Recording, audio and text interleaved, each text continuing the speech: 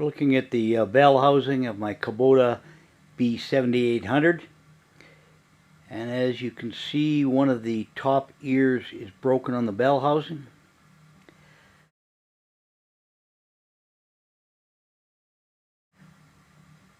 And that's a result of not enough bracing between the bell housing and the engine mount rails.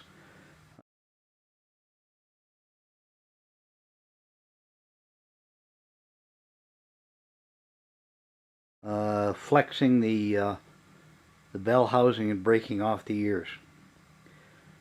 So I've made a brace to fix that, and I'll show you how that fits on the bell housing, and then I'll show you how it fits on the tractor later.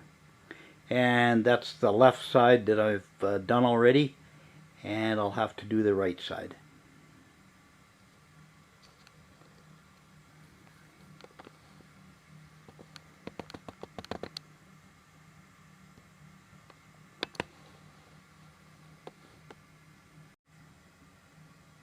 So here's the bell housing mounted to the side plate that I made. It's mounted with those 3 bolts, and then the 4 holes on the left, they mount into the engine rail, and then the back 2 holes mount into the rail that comes from the rear end of the tractor. And the cab mount is in the foreground, and it goes up on the 3 bolts there. So that should give me some support. It's made out of 1/2 inch by 6 inch plate, and obviously modified to fit around all the obstructions. And on the bottom I've got another 2 inch by 1/2 inch brace.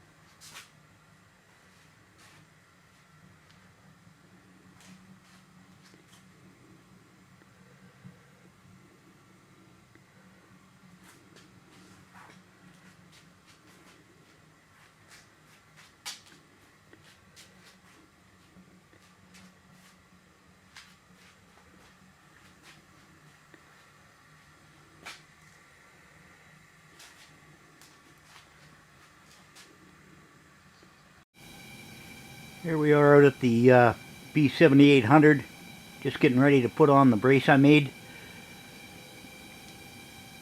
So the 4 bolts, 4 bolt holes in the engine rail, it attaches to there, and then it comes through, and there's 3 bolts that go through that brace that comes from the back and into the bell housing.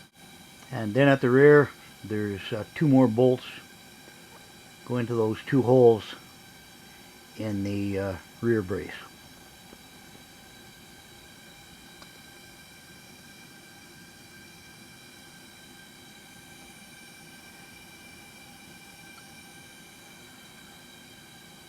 So we'll get it put on, and then we'll give you some more shots.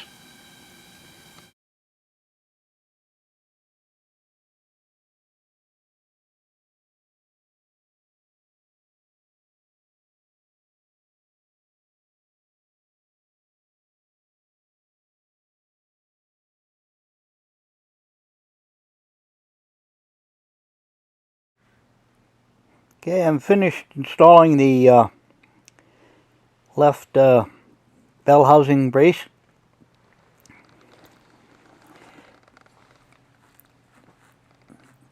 You can see there's the 4 bolts going into the engine rail. And then in there are the 3 bolts that go into the bell housing.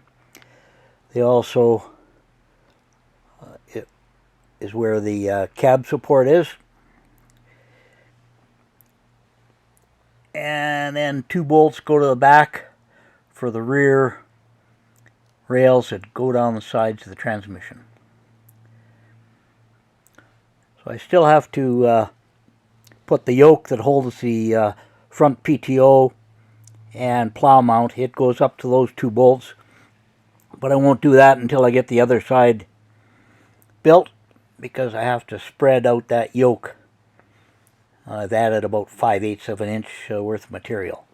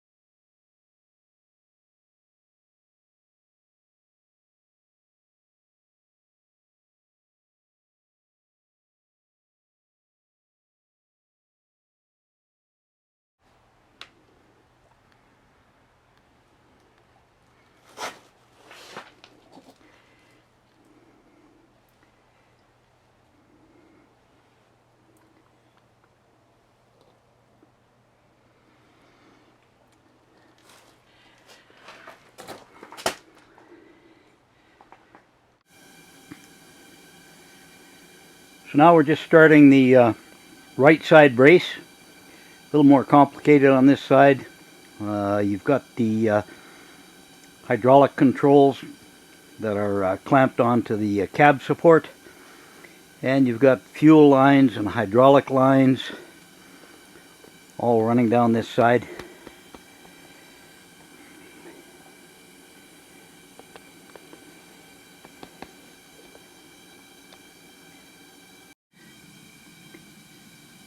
And you've got brake pedals in the way. Further back you've got your HST forward and reverse pedal.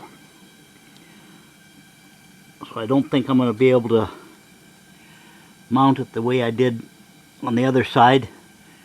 Instead of those 2 bolts there, I think I'm going to have to mount it to the 3 bolts up there. But we'll see once we get all this stuff out of the way and get the pattern in there.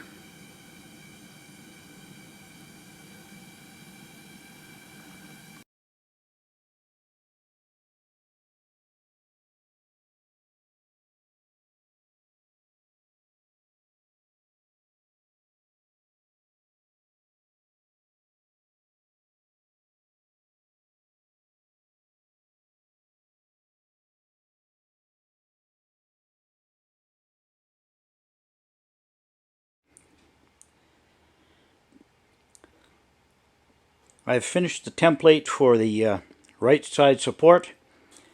The 4 holes on the engine rail, they all fit, and the 3 holes on the bell housing fit. At the rear, the 2 holes that I used for the left side, there's too many HST components and lines in the way to use those 2.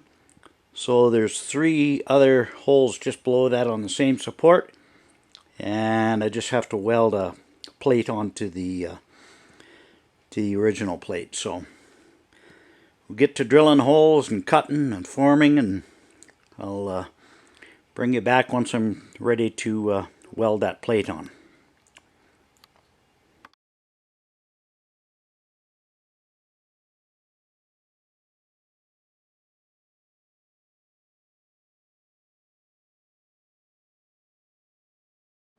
I just finished making and installing side rails that go from the engine side rail mounts across the bell housing and to the rear frame.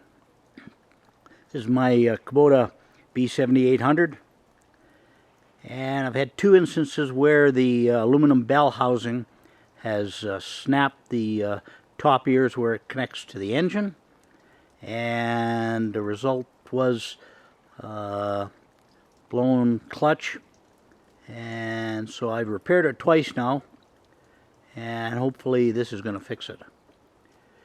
It wasn't my idea to put these braces on. It was a mechanic at Tractorland in High River, Alberta, that noticed that the loader tractors had supports that spanned from the engine rails on the side all the way to the back.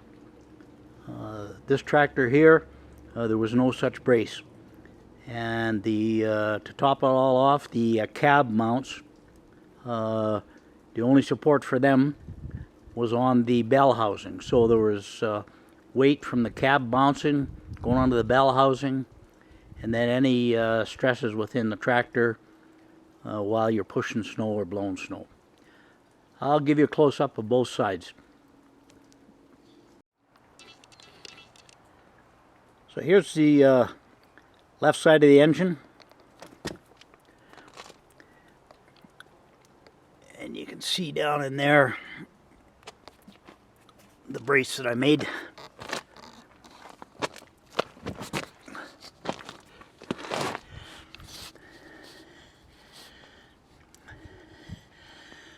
So those 3 bolts there, that's the cab mount, and they go right through into the aluminum bell housing. Originally the quadrant for the plow was mounted by those 2 front bolts, and there was nothing behind that. So I took 1/2 inch by 6 inch plate and made a support. Goes all the way back and is attached by those 2 bolts there, which go through the rear rail.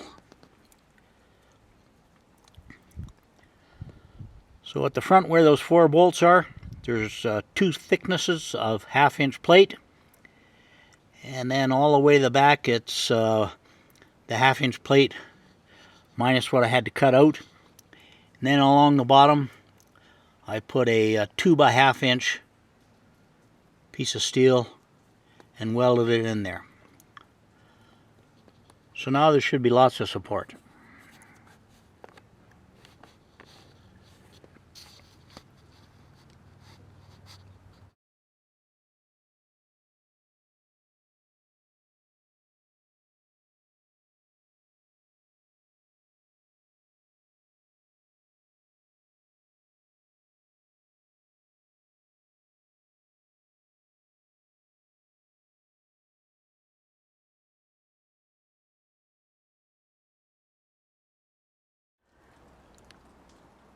So here's the right side of the engine, a little more cluttered. You've got all the hydraulic hoses here, the hydraulic mount. So it took me a little longer on this side.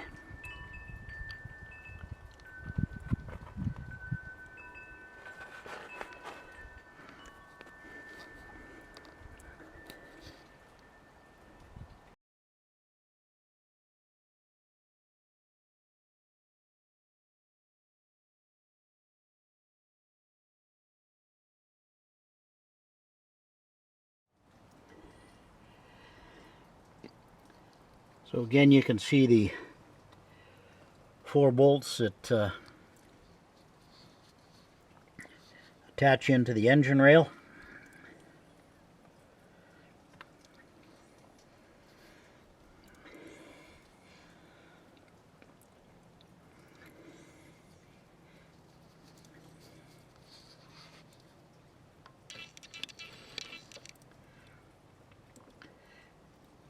And there's the cab mount bracket. with 3 bolts that go into the bell housing. So now the bell housing is supported on both sides by the new rails.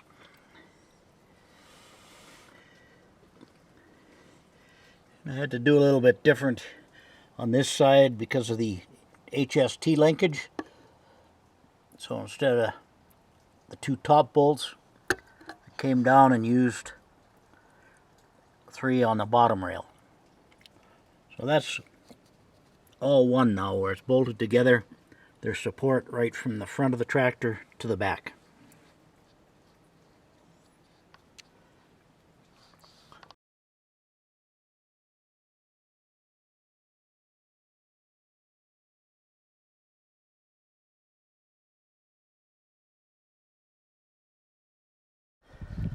The B7800 is back together again. Got the blade on the front. Still have to put the snowblower on the back. That's tomorrow's job.